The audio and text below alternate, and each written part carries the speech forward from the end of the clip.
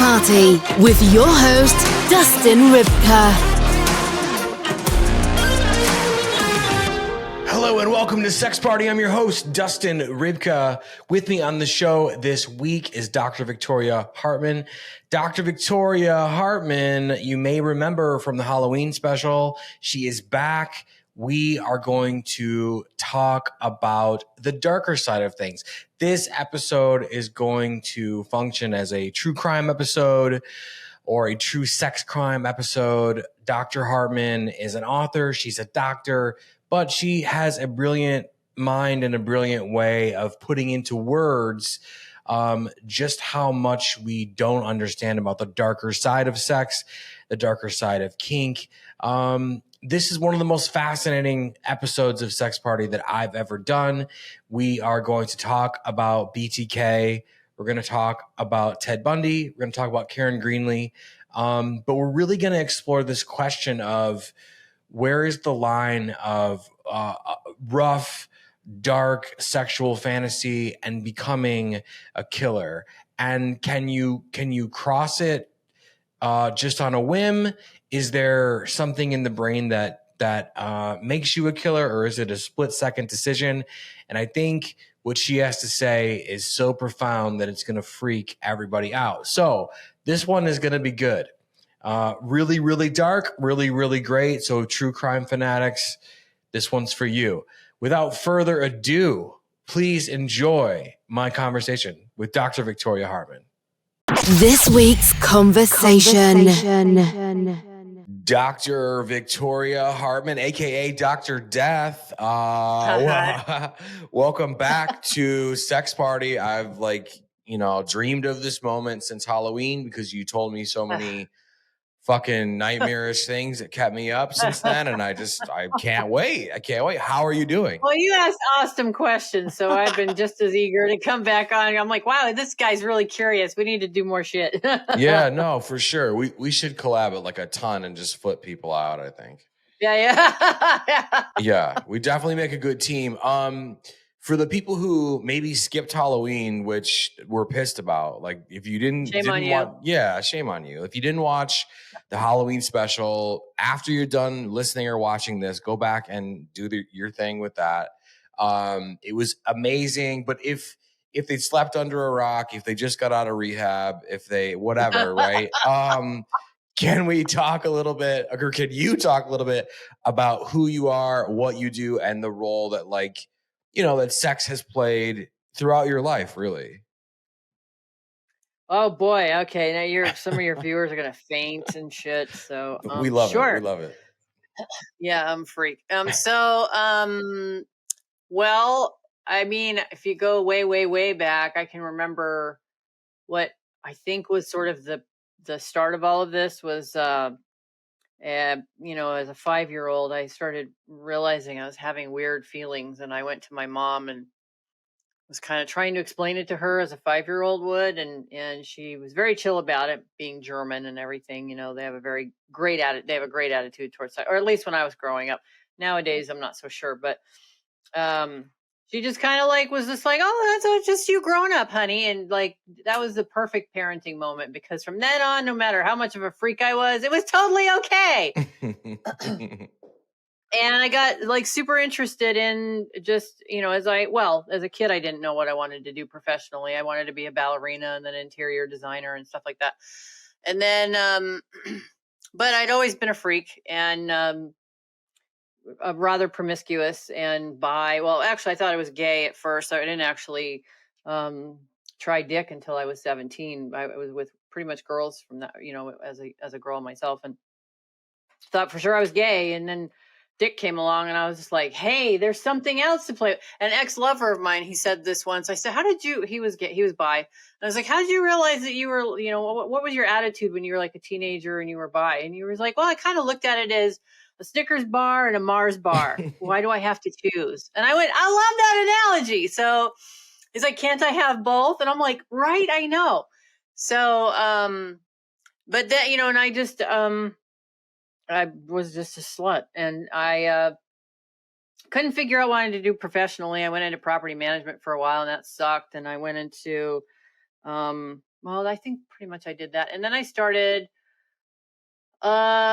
working at a place that used to be called TM Publishing, and they were an adult distributor. Mhm. And I started off as an envelope stuffer back in the day when you'd stuff ads into envelopes and mail them out when you still could. And graduated, I moved up the ranks until I ended up being in charge of the distribution department, and started going to all the porn conventions and stuff because I was doing the purchasing of the materials and all the product that we were sending out to customers. And I met or I started sending like cards out to the stars about like getting into the industry. And one person sent me a response, and that was Nina Hartley. She wrote me back and she was like, "Listen, honey, if you make this decision, just know." Now, remember, I was in my early 20s, right? Mhm. She's like, "This will affect your life forever, forever. So choose wisely. I would suggest getting an advanced education," because she was like a nurse and stuff. And that really made me think a lot about that choice. And I eventually decided against it. I didn't go into the adult industry as a performer. And I met her like a few times. And the first time I met her was years later. And I told her, thank you for that. And I think I was actually already the director at the museum. And she was like, do you feel like people take you more seriously since you didn't, now that you are who you are? And I was like, yeah, I do. But in the meantime, I had done like fetish work and like kink modeling and stuff like that because I just wanted to see what it was like to be in front of the camera, and realize I like being behind the camera a lot better. Mhm. I still, even to this day, I still model from time to time. I just did in October, but nothing like nude anymore. I'm 54. It's not my thing anymore. But everybody tells me you still should. I'm like, no, thanks, but no. But but I do still do lingerie modeling now and again, um, and I really love doing behind the camera stuff. But I went in this direction, which we'll get to, where I started shooting like hard R horror movies that had really strong sexual themes, and ended up in that industry for 20 years Wow. behind the camera as a producer director, doing sort of B movies. Really, that's what they are, B movies, late night Showtime kind of stuff. And sometimes was contracted out by different film houses to do their filming. I did a few cameos here and there, as the girl that gets chased and falls down several times and then dies. And but mostly I was behind the camera. And I don't really consider myself a B movie queen, but others have. And so I started getting contacted by people who started sharing some of their fantasies, and I was fascinated. And it was around the time that I went back to college and was like engrossed in abnormal psychology, and they sort of coalesced together, this work that I did, in the horror film business, and then, the stuff I was learning in school, and abnormal psychology. It gripped me and never let go. And then I started getting into abnormal sexuality, which is of course a subset of abnormal psychology. And somewhere along the lines, well, partially because of some of my own experiences in my life, but just in general, I got really curious about, why do people commit sexual crimes? Why? And I thought to myself, the more people were sending me these really, really, really dark fantasies, that I was kind of like, maybe I have a study group here. And when I got to my PhD studies, I started reaching out to these people who were sort of in an online community where they shared these really, really dark fantasies with one another. And I did, for my first PhD, I did a survey of people that were participating in these, what I later called online necrophilia communities. And I got like over 100 respondents, which was amazing considering Yeah. how insular these communities are. Mhm. And And then when I decided to do a second PhD, and that one I actually interviewed. So it wasn't just a survey, an anonymous survey, it was an interview. And I thought I would get, 50, maybe half of the people that had responded to my survey. 11. 11 people were willing to talk to me. I did mostly a written interview. Some would talk to me on the phone, but mostly it was a written interview. And I published the results of that study, the second one, or that dissertation, in a book called I Love Dead People: Inside the Minds of Death Fetishists. And I just haven't been able to let go of this area of study. And I've written articles in other journals and anthologies for people who, also study it, but they come more from a criminological end or angle. And I was never until recently, I wasn't on the criminological side. I was on the sort of kink BDSM non-offender side. Because I was for sure thought I'd find the offenders amongst all the non-offenders. And that actually turned out to be wrong. So it wasn't only until about actually a year or so ago when I started dating the guy that I'm dating now. He was fascinated with serial killers, especially like BTK. And we started having these, we would have these long discussions about the psychology of these people. And I said, look, I really am not very familiar with actual offenders.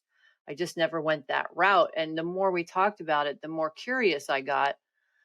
So I credit him with, my switch over to the criminological side. And it's been fascinating, absolutely fascinating. And I realized, and now I'm writing 2 books called The Sexual Art of Serial Killers 1 and 2. And I realized that the lines that I thought were there that were so clear before aren't that clear. And it's made a lot of people, scholars who were really on, not my side, but who really advocated for the work that I did and would proudly talk about the work that I do. They've started to distance themselves because I've had, and in science, you have to correct yourself if you start having evidence to the contrary of what your original hypothesis was. And mine was that, people who have these inclinations stay in the fantasy realm. They don't cross over. And as I've started to study and write about people who have, I'm recognizing that line, that crossover line, and I know we all want black and white secure, answers, and we want secure assessments so that we know, like, if we're safe in the world and not. I get it. But that crossover line is so gray and ambiguous, and you never know when it's going to come, that I can't say 100% certainty anymore. There's the kinksters and then there's the criminals. I can't say that anymore because, and even in some of the writings that I've done, they've done psychological and psychiatric assessments on some of these killers, and they don't have a psychiatric problem. Oh, okay. Some don't. Okay. Well, Anyway. well, no, I mean, that's me. That's where I'm at today. I'm so fascinated. And there's so many different places we could go. And so, number one, we've discovered that you're a fucking overachiever, obviously. You've Oh, and I run a museum too. Yeah. Okay. Yeah. Let's talk about the museum because I think that's an important piece, and then we'll go back to all my bullshit. Yeah. In my graduate studies, I was an intern at the Erotic Heritage Museum, which opened in 2008. And then I graduated in 12 from the institution that was curating the museum. And I left the museum as an intern and went to work for the man who owns the building. He's our grand patron, but he also owns the chain of Deja Vu strip clubs and love boutiques and stuff like that. And he started digging into my past and my film history. Of course, he also back in the 70s was a rather famous adult film producer. He discovered Seika and Hypatia Lee and stuff. And so he had this film project that he wanted me to be a part of, and it was a reality show, and kind of drugged me around to some of these production houses that wanted to produce the show for him. And then we walked out after running around for a day. Now, mind you, I didn't know this motherfucker from Adam. He just come walking in and said, "You, whatever you're doing there, be in my car in 15 minutes." And I'm like, I looked at him and I'm like, "I'm busy." And he's like, he kind of looked, he gave me this look, and then he was like, 15 minutes, and he walked out. And I looked at the rest of the staff there at the museum at the time, and I was like, I guess I'm getting into Harry's car in 15 minutes. I hope I come back alive, because I didn't know this guy. Right. I'd never even heard of him, and what a big deal he had been in the adult film industry. I mean, he was up there with Larry Flint. He was just silent. He was behind the scenes. So we ran around, and I said, at the end of it, I go, these people, all these motherfuckers just want to make money off your name. They're not, if they deliver a product for you, they're going to charge you to produce this shit. They should be doing that fucking shit for free because of who you are. And well, I guess he loved that. So, and, ever since, and we started, interacting more and more. And then we started, one business together, a camming thing. And then later on, when the relationship between the Institute's president and him soured, he ended up taking over the museum, and I got a phone call one day from the corporate office, and they were like, "You're the director, go get keys." And I'm like, what? Because I was running this cam thing. I was running several of his like strip clubs. I had a mail review I was running for him. So like I was juggling all this shit. And they were like, "Yeah, go get your keys." And I'm like, well, okay. So I called everybody else and was like, I can't do any of this anymore. The museum's going to take my full-time thing. It's going to be a full-time thing. So I've been the director there for 10 years now. And originally the museum's focus was the sexual revolution, the American sexual revolution of the 70s. And when Harry and I were started trying to figure out what we wanted the museum to be, I said, well, if it's going to be a museum, I don't want it to just focus on one period of time. It should be a science and art museum that encompasses all of sexuality, all of time, every culture throughout history. And he was like, run with that. And that's kind of what we've tried to do. And because of that, it continues to evolve all the time. Actually, the museum now is full. We are full. So we have to rotate exhibits in and out because we just have so much stuff and are still accumulating more stuff for different exhibits, depending on a particular culture or period of time. So that's we're called the Erotic Heritage Museum, and we're here in Vegas, and we've been around since 2008. Man. And I'm the director. Well, I'm planning to be in Las Vegas for the AVN convention in January. Yeah, we have a booth there. Yeah.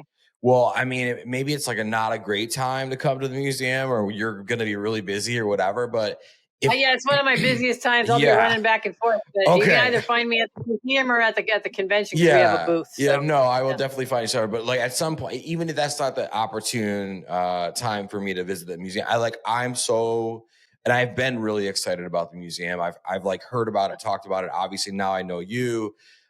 This is your second appearance on the show, and it's just like, it sounds absolutely fucking incredible because of everything you said, that it just doesn't, it's not just like, hey, women burn their bras and whatever. Although that's important, you're like doing all the cultures, all the darkness, all the light, all the whatever. I just love that idea that there's a place that encompasses as much as it does, and it has someone as smart as you running it. Because I think, museums are amazing, but it always comes down to like some politics of like who the fuck is picking the fucking and the biases and all that shit. So who is paying for it? And that's the one thing we're lucky about, is that we are a for-profit museum. So we are not beholden to any government as to what we can include into the museum. Right. Yeah. Of course, that makes the funding a lot more difficult. So we have to do, like any other business, advertising and so forth to make sure we get people through the door. But when people know when they come through the door, your viewers or whatever, just know that your ticket pays for the museum to do what it does. We don't get any government funding. We don't get any perks. I mean, even Mr. Money, he hasn't contributed anything in years because he hasn't had to. Because especially I was adamant that the museum would be self-supporting. Yeah. Yeah, So, you absolutely. know, we're NPR. Yeah, well, we will definitely make sure that we include a link to the museum in all and everything on this episode. I want We to depend on you for our museum to continue. well, we could do like a fun, like fucking, telethon thing or something in the this summer or something. I would be totally down for that cause. Yeah, because I love that stuff, and I think it's really, really important. And the more that I educate myself on sex through this podcast, the more my mind it continues to expand. And I love that there's a place you can go and be shocked and learn and walk out like totally different, right? I think that's like, to me, that's Black Sabbath. It's like, holy shit, they said that. Oh my God. And then your mind slowly starts to like expand. Right. And so we're the punk rock museum of sex. Yeah. See this. I mean, okay. Yeah. I'm in, they're in. And I love it. I can't wait to come visit. And possibly like do something there. I don't know. Yeah, absolutely. We'll see what happens. Stay tuned. Going back to what you said, because this is what really, I mean, a lot of stuff grabbed me, to be honest, but what really grabbed me is this thing about the line, right, between dark sexual fantasy or rough sexual fantasy and like crossing the line into like sexual, like violence, crime, murder, necrophilia, whatever, right? And you said that in your studies, and you have 2 PhDs, correct? So so there's that, right? And you have lived this life, and you're well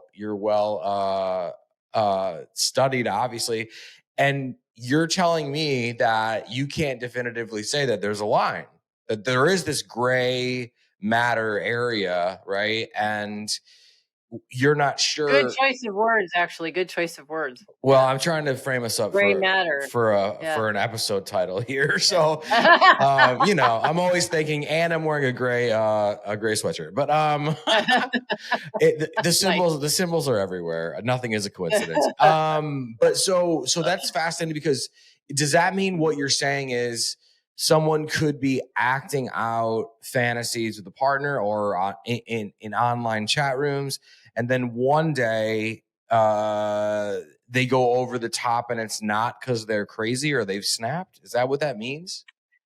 See, that's what's so interesting is in many, now I will say this is pretty consistent. In many, the fantasy precedes the crime. Okay. It's not where they haven't had the fantasy and then, just out of the blue, they decide to murder their girlfriend and, eat her parts, whatever. The fantasies have been there. So too have they been for those who never do anything, who want to do role play and BDSM-esque kind of kink, and we hear about this now in the kink community, where organizations like Tashra are actually doing legitimate scientific research into like extreme scenes, right? And extreme psychological kink play and these kinds of things, where they're reproducing like sexual aggression or, even like necrophilia fantasies and stuff within a kink framework, a BDSM framework. And how do you negotiate consent and stuff? So there are organizations in the kink world that are actually doing legit work to make that kind of play safe. And that's really important. So the consistency has been that whether that person kills or doesn't, the fantasies preceded the act or lack thereof. Okay. And I can use several examples. One of my favorite and most fascinating to me anyway is Issa Sagawa, who was this, very sickly small child growing up in Japan, and had wealthy parents who shipped him around to different high profile schools and universities and stuff. But if you can see so far back what, like, he was a cannibal necrophile, like straight up, and had these fantasies for a long time, had gotten in trouble with the law for, I think, like peeping, and his father paid them off and sent him to France. And I don't know that he had kind of a type of woman that he was into, but he'd been largely, as you can imagine, unsuccessful. He was this sort of, homely kind of small guy, and he befriended a gal, and she came over to his apartment in France while they were at university to study something. And the fantasy, he had this opportunity, and as she was sitting with her back to him, he shot her in the head with a shotgun. Just like it was a split second decision for him. It was like the opportunity was there right then in that moment, and he took it, and then spent the next 24 hours slowly cutting parts of her off, cutting parts of her up and eating it. And I'll be careful what I say, but like in particular, he focused on her genital and chest regions, right? Even going into explicit description and drawing a lot of pictures about each thing that he did. Like I have a book that he did because he wasn't incarcerated. I don't know if you're viewers or listeners would know that, but he actually was not incarcerated. In France, he went into a mental facility for, I think it was like, not, some say 9 months, some say 3 years, and then was deported back to Japan, and Japan decided not to re-prosecute. And he was from then on known as the Kobe Cannibal and made a career out of it. He was in adult films. He wrote books. He drew pictures. He made an entire career, and he had celebrity status, and even had a girlfriend for a while who dated him because he was the Kobe Cannibal. Wow. So, but it was, and what interests me, is that he never reoffended. And there's this argument, especially in criminology, that offenders reoffend. There's high recidivism, right? Mm-hmm. He never reoffended. Could that be because of his fame? Good question. Would that matter? If BTK was out on parole, do you think he'd reoffend, or because he's BTK he wouldn't? In Kobe Cannibal's case, he never reoffended, which begs the question, are all serial killers or all killers reoffenders?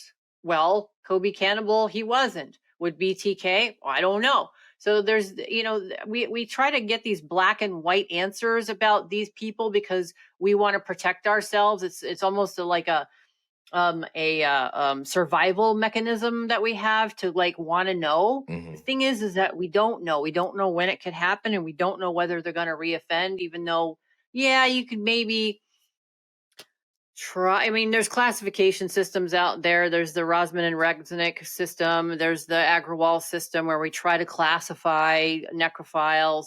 But I've argued against both of their systems because it doesn't match up with the kind of behavior that we see. But they're the two popular ones that criminologists use. And a co-author and I have proposed a different system that, theoretical work is really hard to get published. So there's that. But Right. But also because the journals want something concrete.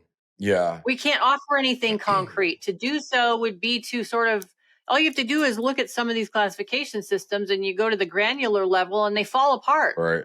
They don't stand up to scrutiny. So that's the challenge, of course, right? Well, yeah, and what's interesting to me, just from my this is not my field. This is not whatever. I don't have any PhDs that I know of. There may have maybe one night when you're partying like that.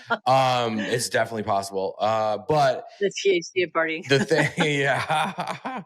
The thing that really fascinates me, right, about that story, and what immediately comes to mind is that he didn't reoffend. He was famous. He had a girlfriend, celebrity status, whatever. And it does beg this question, right? Whether it's the Black Dahlia or BTK, that, they're sending letters to the newspapers. They're sending I remember when Elizabeth Short, the Black Dahlia, was killed, they sent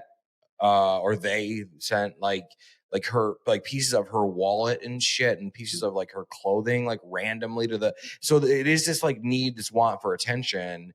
And it's really fascinating that he was, the gentleman you're talking about from Japan, that he was, getting turned down, finally talked somebody into coming over, blasted him in the back of the head, and that, because he wasn't getting any attention. Then he gets attention, he doesn't kill again, right? And so it does sort of beg the question again from my layman fucking, podcaster dude brain, that is this all for fame and fortune and sex and girls? But the thing that I would then argue against myself would be, well, Ted Bundy was getting all kinds of pussy. So like what? So you're right. I mean, this is a very gray. Now I'm going to have to go get a PhD with you. No, you are hitting the nail on the head, like perfectly. That is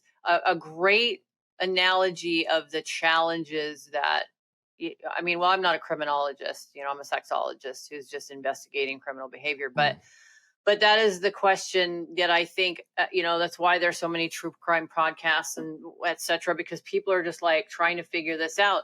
The thing is there is no consistency. Okay.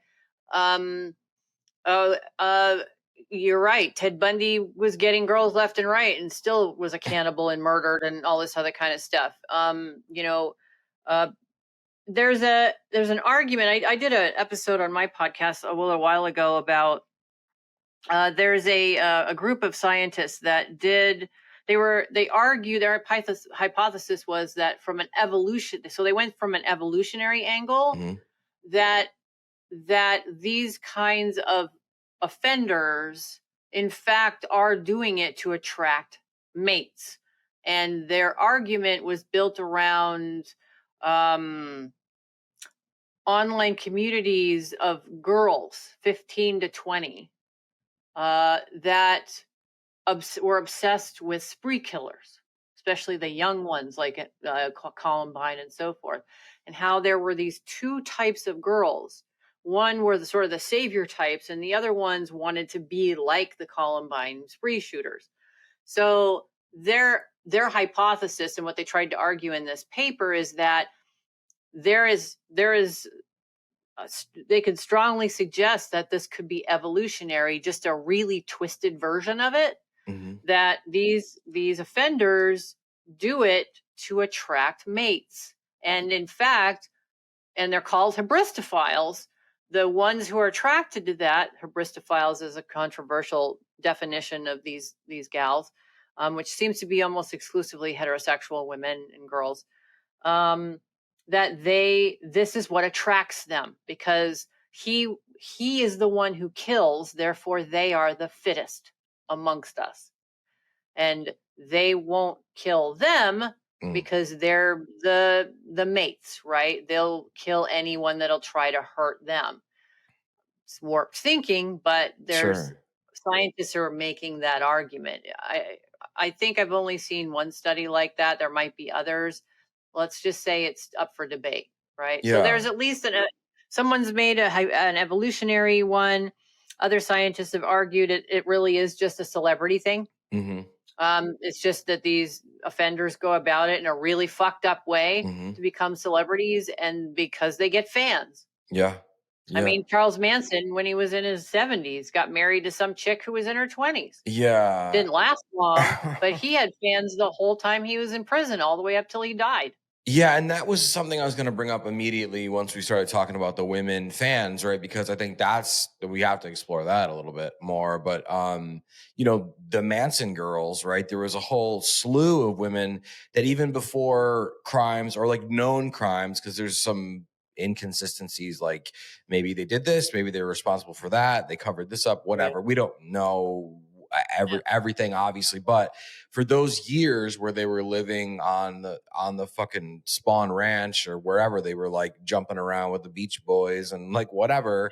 There was a lot of women, and they were really attracted to him, and and he would just instruct and almost like turned some of these women, I don't know, kind of like into killers maybe. And the idea that Oh, he certainly had his own cult. yeah, and their idea that he would Like Jim have Jones. like following of women who were young and by all accounts like well off and good looking and obviously like, are just estranged from their parents and whatever, but they would follow him around in a group like that. I think that speaks to everything you just said. That's insane. I mean, obviously, but maybe it's not insane. Maybe we're in the gray still, right? Like, so, I mean, Right. what do you, and if there's nothing definitive, obviously, but like, what do you think it is truly that would make a woman date Ted Bundy after he, was in jail or what? I mean,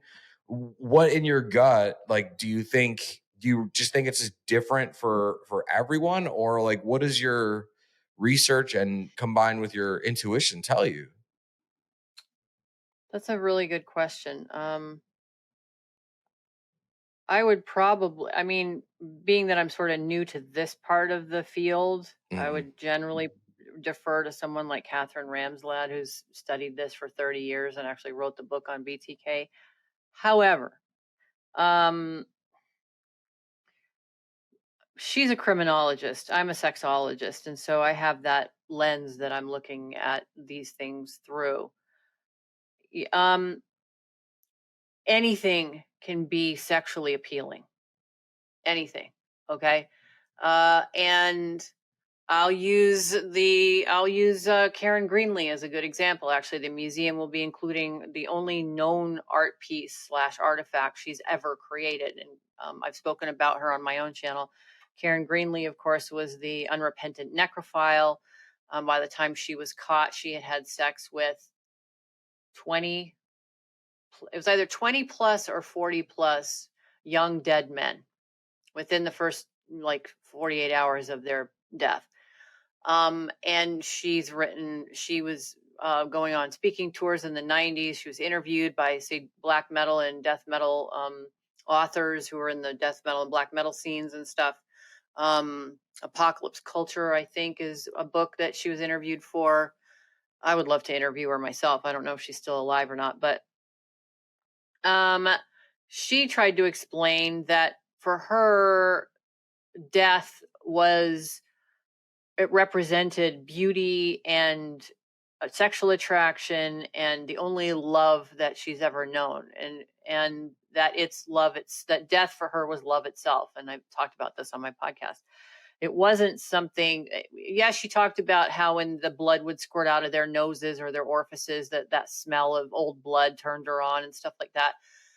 The thing that I've learned, and like I said, my area of expertise is paraphilias, which are paraphilias is a pretty medical term for like unusual sexual behavior, things that are outside of the norm. What's normal anyway? But these are like I go for like the severe paraphilias, and the thing that I've found amongst these folks is, first of all, this isn't something that's caused by something, although it can be caused by trauma. Generally, it's something they just discover about themselves, and it locks itself into place at a very young age, between the ages of 5 and like 15. And it's just not anything that they can change. It's kind of like pedophilia. A pedophile can choose not to offend if they can get control of their urges, but they're always going to be a pedophile, right? And it causes for those folks a lot of torment. Maybe not all, but for some who are trying to be, who don't want to hurt people, they just have this drive. For necrophiles, it's the same thing. For anyone that has, there's a kink out there that are a sexual fetish that's someone cutting off their limbs. They try to find doctors to cut their limbs off. Problem is, once it's cut off, how do you express the kink, right? So there are all kinds of unusual paraphilias out there, and if they're strong enough and there are other like psychological factors there, people will cross over. And what's my gut instinct? The part of this is innate and part of it is opportunity. Okay. So And there comes a point where, and I would argue that in some, not all, but say in someone like Richard Ramirez, well, Richard Ramirez is more of a berserker. He just kind of went, "Wah!" and then was done, right? Yeah. BTK went on for, and then hid for 20 years. He'd stop and start and then stop. And also I was mentioning this too. The guy I'm dating, and talked about this. He raised a really good point. Because I was like, well, isn't there sort of a consistent, profile for these folks? And don't they always offend? And he was like, some, but what about the ones that never get caught? Yeah. I'm going, wait, what? He goes, what about the ones who do this? They do murder and then stop and they're never found. I'm like, yeah. right. Yeah. So there is no, I do think it's innate as well as opportunity, whether it's created opportunity or just opportunity that presents itself. Mm-hmm. And I think that in some cases they don't even know that it's going to happen. It just isn't, like with Kobe, the Kobe Cannibal. Just there was the opportunity, he did it. Yeah. So Yeah. there's no consistency as much as other scholars. And I was on a podcast over the summer where the podcaster would, counter me and, oh, no, there's this consistency and we can look for this in psychology and we can look for that in psychology. And I go, can we? Maybe statistically, Mm-hmm. but I wouldn't place my bets on being able to use those tools all the time. Mm-hmm. Well, there are outliers, the podcaster had to admit. I'm like, okay. What about so the therefore, outliers? Yeah, what about the outliers? And what about the outliers that we haven't caught? Yeah. Right. And Just like anything else, there's a spectrum. Yeah, for sure. I mean, and that is fascinating because there's a sexual spectrum that deals with like whom you're attracted to. Yeah, and danger is sexy to some people. Yeah. Well, the term danger whore is real and Exactly. and whatever. But also like I think there's a kink spectrum, and I do. It's to me. I mean, some people jump out of planes and it turns them on, and other people chase serial killers because it turns them on. Yeah, and also too, and they did a movie on it, I think back in the 90s. But it's like there was people who get turned on by like watching car crashes and like masturbating to that shit. And I think all of this is causing some kind of chemical reaction in the brain. And well, not only that, but fear and lust are in the same parts of the brain. Yes.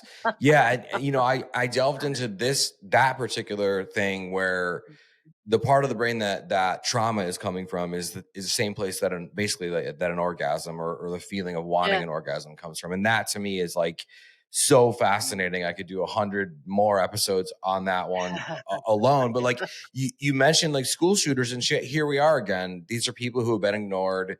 They haven't had any attention. Usually it's from like women are fucking, turning them down. The people are hitting them with fucking spitball. Do they still do that? Like spitballs and stuff? I don't even know. Whatever. But I grew up in the age of dodgeball, so we were pretty violent in the our Gen Xers, man. We took our hits. Yeah, for sure. But opportunity and there are some people out there that haven't been caught. And like, we mentioned BTK. I think we should lay that one out a little bit because his was very methodical, very sexual.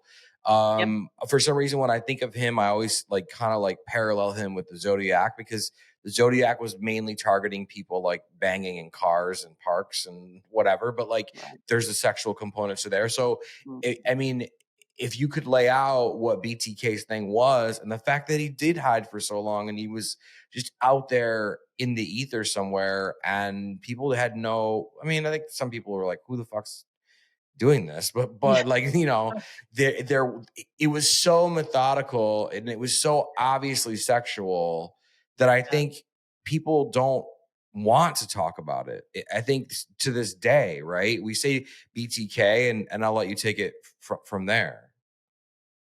Well, I mean, BTK, I would say was and again, I would lean on Catherine Ramslad's work on that. But BTK, and I've read her book, and I I tended to see BTK as escalating because each time he did something, he escalated it a little bit more, a little bit more, a little bit more, where he would commit his first crimes and leave the bodies there, and then he would move them, and then he'd move them out of there to somewhere else, and pictures and stuff like that, and then recreate the scenes that were in his memory, like in his shed, where we take pictures of himself hanging in their stockings or whatever they had taken from his souvenirs. So with BTK, I would say that you could attach a lot of diagnoses to him: necrophilia, a strong paraphilic kink towards. There's these are big words that I'm not going to say here. There's a pen. See, I can't even say a lot of them. There's one for, there's a paraphilic word for murder. There's a paraphilic word for murder with sex crime. There's there's all these words that we use as definitions, and he had a number of them. And he's also a classic textbook narcissist. So, this attention getting and so forth. Would he have been caught if he'd have just stayed in his shed and not said anything? Because you got to remember how he was caught was he used a floppy drive at his church to send a letter to a newspaper because he was pissed off about a journalist that had said shit about him that he believed was inaccurate. And they traced him to the church from that floppy disk. He would have gotten away with it, or could have reoffended and not ever gotten caught. But that narcissistic part of him got him busted. And now, they're looking at, and this is kind of what's interesting to me about the books I'm writing, they're looking at some of his drawings because they're of women and girls that they don't recognize. And they're now criminologists, and, the criminological system is asking themselves, are these victims or are these just his fantasies? Yeah. So, that just goes to show you how persistent, when this kind of thing is severe, how persistent it is. And we already know, and you can read Susan Brown's work, that people with these kinds of personality disorders at their core, now not all killers have personality disorders, just many do, that the core of these disorders is the inability to change. It's not that they lack empathy and all that kind of stuff, which are important components, yes. But at their core, people like BTK are incapable of changing and growing emotionally. Yeah. That's not possible with these types of personality disorders. So, I mean, that's where, I come back to when I'm writing these books, is I wish I had the answers, but there aren't any. Well, there just aren't. Yeah. So there's a number of things. You've got evolution that might be part of it. You've got paraphilias that might be part of it. There might be trauma there, environmental factors, so the relationship with their parents, for instance, especially their mother if it's a boy. I know that's kind of Freudian, but it still applies a little bit. To opportunity, to one of the people I'm writing about is an amazing erotic artist, and his crime was he killed 3 people as a 19-year-old in the middle of a raging meth haze. Wow. Oh, right. God. And has been in prison ever since. So there's another factor, like what kind of, are they on drugs of some kind, or do they take drugs, and that's when they commit. Factor. No, I mean, and let's add them up. Yeah. Right. There's so many of them. And I think I want to go back real quick and just to dumb it down for myself. And I want to, I don't want to dumb it down for the audience, but I want to lay out the BTK thing a little more, basic, right? So BTK stands for bind, torture, kill. The BTK killer, I'm just going to ask you some questions about him, but like, how long was he active? I heard, and this could be wrong, but he had like at least a wife or a family while he was doing it. He had a family. Okay. Yep. He was So married with a daughter. Yeah. okay, so Actually, that daughter gets interviewed still regularly. I'm sure. Yeah, and goes to visit him. And how many? Okay, so one, what was his MO, right? Like what was his Well, procedural? you just said it. Right. Buying torture pill. That was his MO. So he Yeah. would where would he pick these women up from? Well, that's what's interesting. And again, I learned that a lot from the guy I'm dating, is because he studied this guy really intensely, is Mhm. he would stalk his prey. BTK, someone would catch his attention. Some woman would catch his attention. He didn't really have a type, Mm. which was a lot of people, also criminologists are like, oh, well, like Ted Bundy had a type. Ted Bundy had a consistent type. BTK didn't have a type. Again, that's why we can't like nail down very specific traits of these individuals, right? But someone would catch his attention and he would start to plan. He would stalk his prey like, a tiger. And he would assess the situation. He would think about it methodically. He would plan things out methodically, account for contingency plans, et cetera, et cetera, et cetera.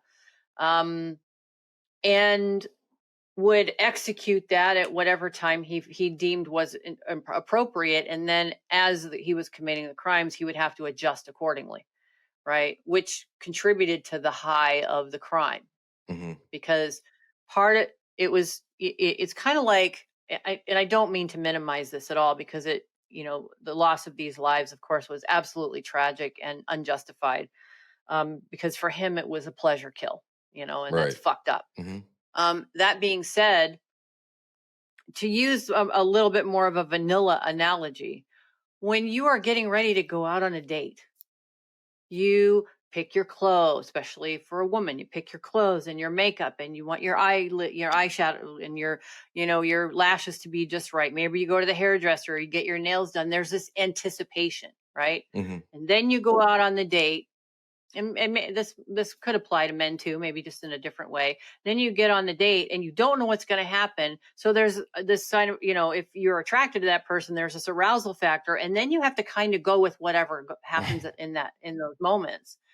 I would argue that that's a very vanilla way to try to, encompass what BTK was doing as he was planning. For him, this was his version of dating, if you will. It's fucked up to say that, but this is kind of what, it was this build up, and then when he finally got to the crime part, it was the high, and such a high that he had to recreate that in his shed later on with the souvenirs of the women that he had killed, which then gave him sexual pleasure for a period of time until that buildup started to happen again, right? And I would argue that he's still doing that, just not in sexual form anymore. And he's not killing anybody. But even if you look at the book that Catherine Remsled wrote about BTK, he's doing the same thing to her, just psychologically.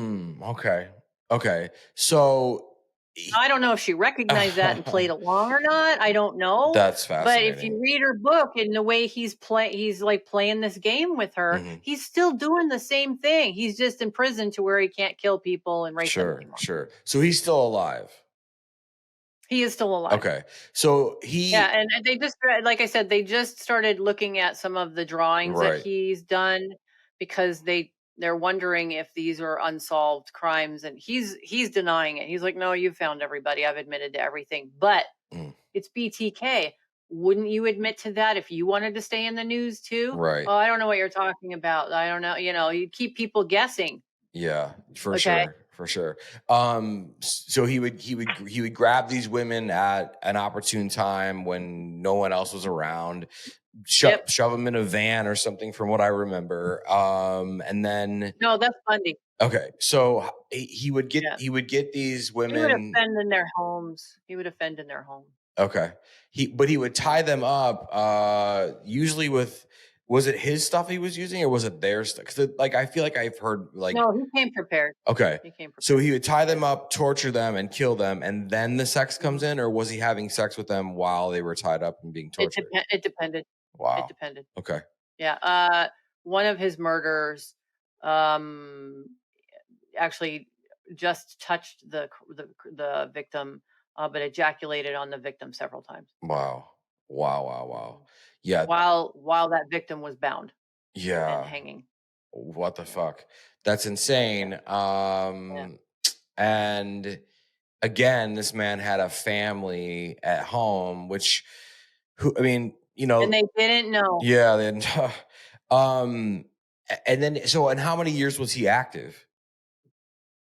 I don't know Sure. exactly how many years he was actually. I mean, you could time it. Again, are those the only victims? Right. Yeah, of course. Okay. So you can make an assessment based on the last victim that he admitted to, is that's when he stopped. Maybe that's true. But then there was almost 2 decades between that and when he was finally caught. Mm-hmm. Wow. So I don't know. In those 20 years, did he offend and just nobody caught on to that? I don't know. Yeah.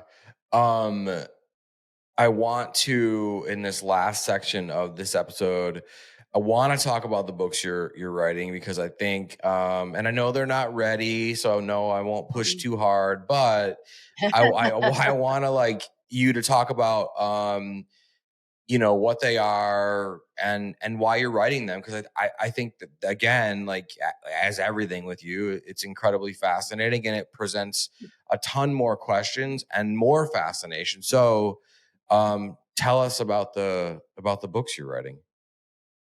So I'm writing 2 books called The Sexual Art of Serial Killers 1 and 2.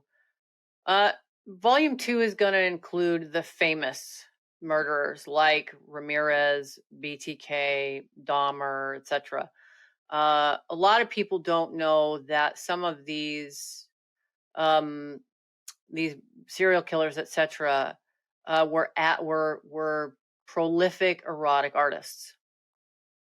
And what I found that's really interesting, and as I've examined, because I do run a museum, so I do art analysis, and I'm a forensic investigator, and I've also been an expert witness in a court case where there was an attempt to evaluate erotica film. And for this particular case, it was video and film.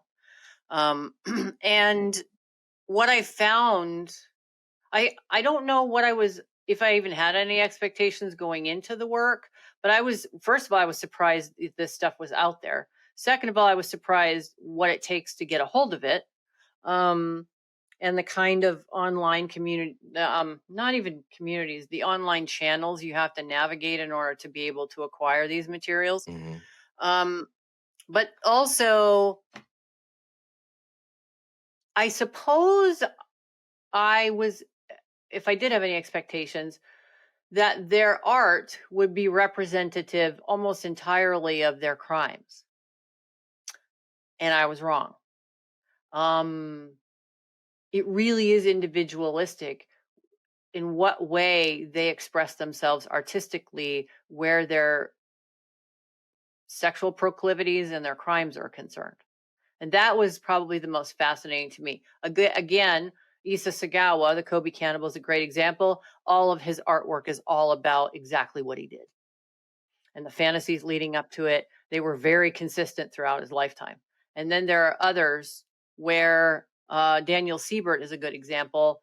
And I think this applies to criminology, because you can't really always, when you see like kids in school drawing satanic drawings or whatever, teachers freak out. Sometimes those are just drawings. Sometimes they're not. Yeah. And to freak out about all of them all the time has really serious implications for that kid who's maybe just an artist, right? Right. But like Daniel Siebert is a great example. His crimes, I've read his letters. Good Lord. This dude just, some of the most heinous descriptions of his crimes and how he sees women and these kinds of stuff. And yet his artwork is full, and it's beautiful because he was an art teacher, of fairies and beautiful sceneries and fantasy art that you would see in a heavy metal magazine. Wow. Or not even in a heavy metal magazine. I mean, he drew fairies. Right.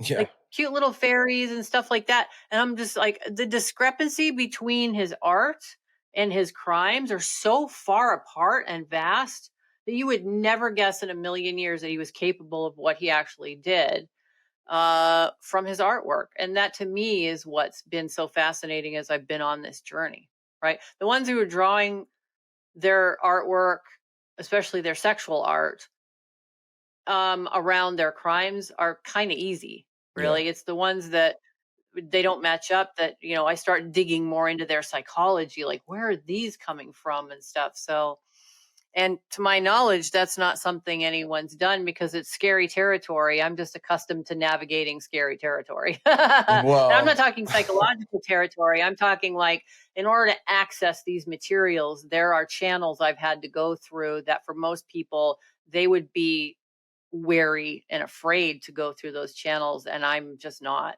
And so far, other than the anonymity that's been requested of me from some of the folks that I've acquired these materials from for the book, sure. um, um, it's been an incredible learning experience, and they've wanted to assist me in doing this work and making these things available, and so it's been a fascinating journey too.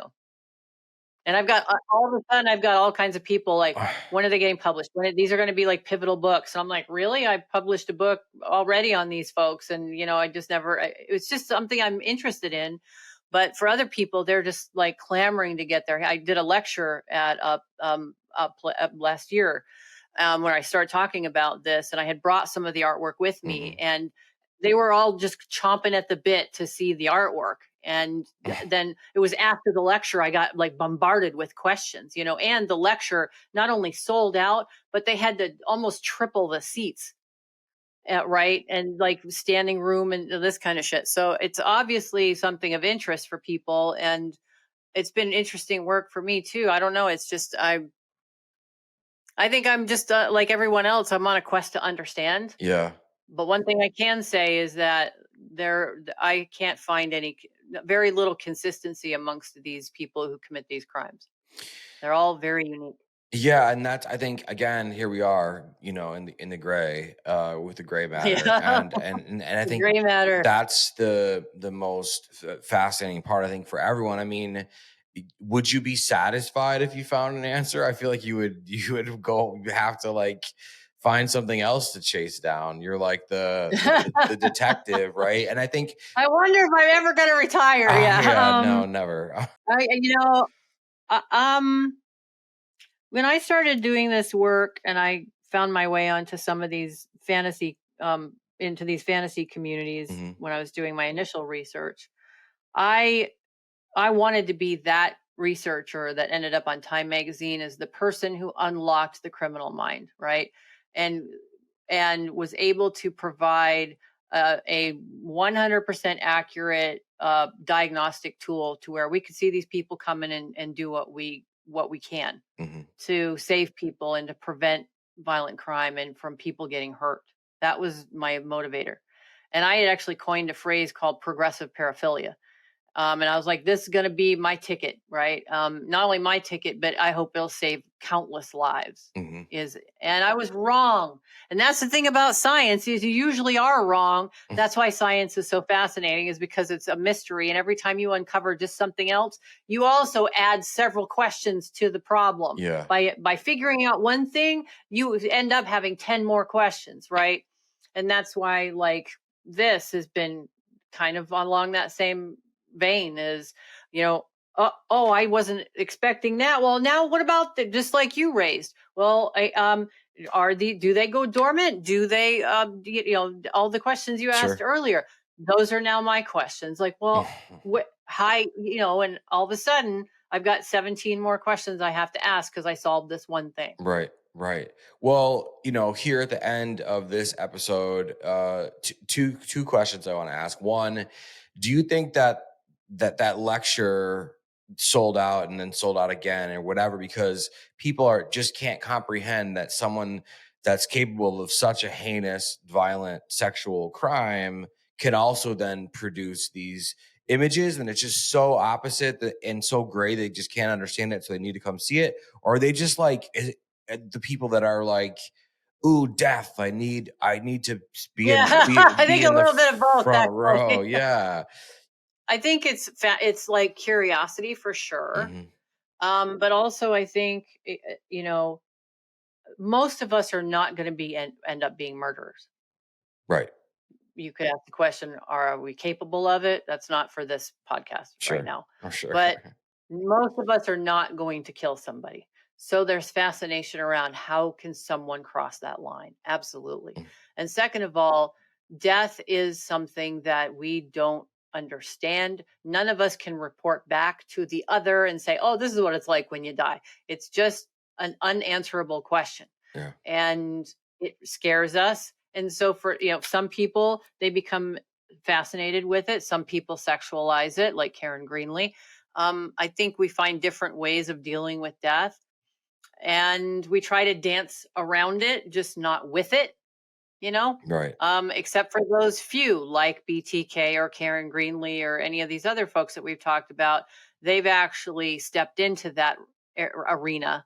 And I think they fascinate us for that reason, because that's something that most of us will never experience.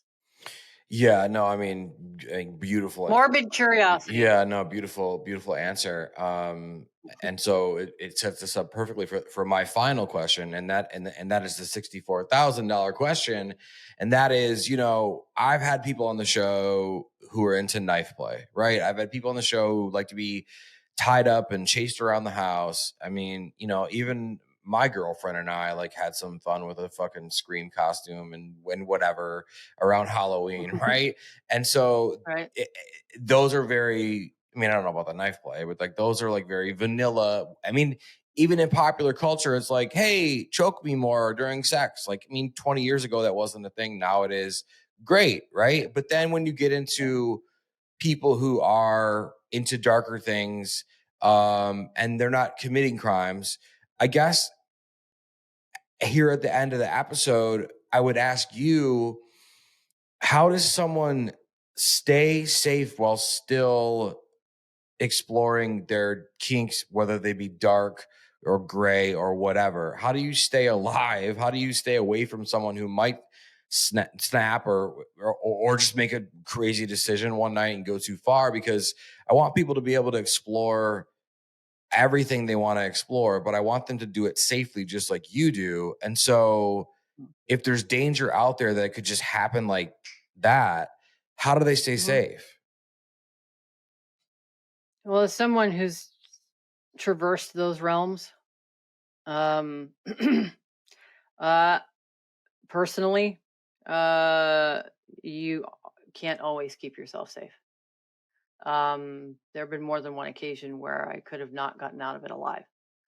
Um, and I would probably say that anyone that traverses really dark fantasy play, that is a risk you take. Now, kinksters or kink community leaders like Tashra obviously are going to advocate for safe, sane, and consensual. You talk about the scene beforehand, and you continue to negotiate. You build trust with that person, et cetera, et cetera, et cetera, et cetera. Okay. Um, those are all really nice surface level suggestions, important ones, definitely, but surface level. And I would say that that's probably wise for 99% of the population to follow those suggestions and to stick with them. Um, when you start getting into play with a danger element, I mean, it doesn't have to be sex play. What about Instagrammers or influencers who video themselves on the tip of a mountain right before they accidentally fall Yeah, off? well, yeah, Okay. yeah, So anytime that you take risks like that, can be sexual or not, don't be dumb. There's the potential that that could kill you. Okay. You can't go down to a whorehouse in, a war zone and expect that you're going to make it out alive. You might not. right. Okay. You can't go hanging out at a drug house and not expect to make it out alive all the time. And I know these are harsh comparisons, and I'm probably going to piss a lot of people off with that. But there are certain scenarios that you put yourself in, sexual or not. If you take a risk, I use the 50-50 analogy. There's always a 50% chance it's going to end badly. Yeah. Okay. So if you want kink play, safe, sane, and consensual, 100%. If you're going to start taking dangerous risks, that's on you. Because humans are unpredictable, and so is life. Wow. I mean, what a way to end it. Jesus Christ. That's amazing. Dr. Victoria Hartmann, thank you so much for being on Sex Party for a full episode this time. But thank you. Thank you. Well, of course. And we're going to do this again and probably collab on a ton of things in the future, I hope. But thank you for. And I'll definitely let you know when my books are done. Yeah, I hope so. I mean, come on, because I don't want to ask you too much about those right now, because I know it's kind of like I get it, creative, artistic. Yeah. You don't want to give away the farm. Yeah. But I want to thank you for your work and how fascinating and driven and smart you are. I think everything you're doing is incredible, but I also think that you are on the precipice of doing something amazing. If it's these books, it's these books. If it's the next thing, it's the next thing. But I just think someone like you is vital for everything that you brought to this episode. That's just a little, tiny bit. I just think your work and who you are is vital, running the museum. So I just want to say thank you for that. I think it's fucking amazing, rock star shit. Thank you. Thank you. Let's remind them where they can find you online, where they can find your fucking incredible podcast, where they can hang out with you, all that. Sure. So museum's easy. It's eroticmuseumvegas.com, and we're in Vegas, right across the train tracks from Planet 13, because of course I'd have to work where the train tracks are. But don't worry, the museum is safe and it's a lot of fun. Don't let the exterior fool you. Take a little bit of a risk and come inside. And then I have a podcast called Sex Nerd Podcast. And that's, you can easily just search on YouTube, Sex Nerd Podcast, or my name, Victoria Hartmann, and you'll find me there. And you'll know that it's me because I have a little trademark sign on my podcast name. And then on Instagram, I post a lot, and that's Sex Nerd Pod. And that account is more like I post really disturbing memes and some of my modeling stuff that I do. And then, announcements for any work that I'm doing. Like, for instance, right now I'm working on music video creation. I've been doing some music video production, just as an aside. And that's been a lot of fun. And of course, even those movies are, those videos are dark. So, so you can find me in those particular places. Yeah, I lurk there a lot. Well, I'm so happy you lurked with me in this episode, and I cannot. Thanks for lurking. Yeah, we will lurk anytime you want, and I cannot wait to have you back. I know they're foaming at the mouth, for the next installment. So go check out everything she's doing. But thank you so much for being here with me. Thank you. Huge thank you to my guest, Dr. Victoria Hartmann, for being with me this week. She will be back. We will be collabing a lot more in 2024, so get used to seeing her. If you're loving guests like Dr. Victoria Hartmann, you love the true crimey, true sex crimey kind of episodes here on Sex Party, you want to show some love, some appreciation, some goddamn desire for more Sex Party. How do you do that? Well, if you're listening on platforms like Apple, Spotify, Google, iHeart, you could leave a rating, you could leave a review, sure. The most important thing you could do is subscribe to the show so you never miss an episode. New episodes each and every Wednesday, no matter what.